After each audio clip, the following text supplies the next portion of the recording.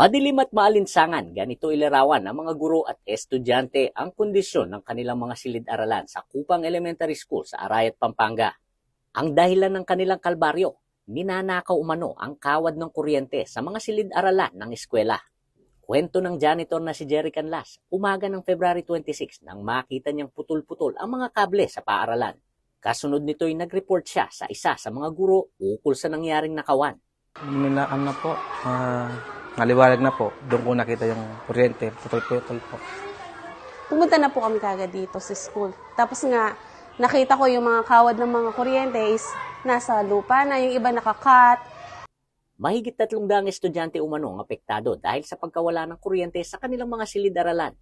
Naapektuhan po masyado yung mga bata nating mag-aaral kasi po unang-una, maalinsangan po sir.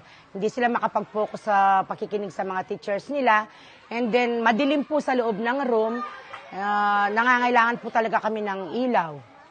Bago pang insidente ng nakawan ng electric wires ay nakuhanan na rin umano ng kable ang mga ilaw sa tinatawag na baywalk ng barangay.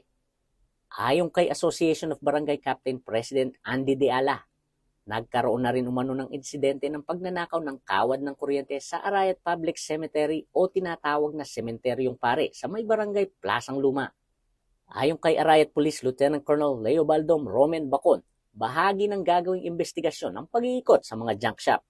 Ipinakiusap din ng hepe ng kapulisan na iulat kung mayroon pang mga barangay na nakaranas na ninakawan ng kable.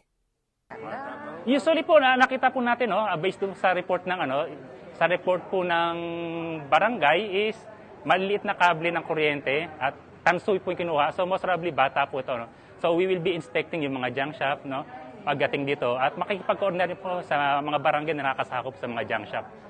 Sinabi naman ni Arayat Mayor Madet Alejandrino na nagbigay na siya ng instruction sa kapulisan kaugnay ng insidente ng nakawang ito sa bayan. Nangako naman siya na agad bibigyang solusyon ng problema sa elementary school upang maging maayos na ang kondisyon ng pagtuturo sa mga silid-aralan. Tumingi ako ng paumbanin sa aking mga kabarangay sa Kupang, lalo-lalo na po sa mga guro at mga estudyante. Ayan po ninyo, bukas na bukas, bibigyan ko kagad po ng solusyon na makabitan po kayo ng kuryente, ng power. Yun po. Ako po si Felix Barrios, taga rito, kasama nyo para sa CLTV 36 News, atin to.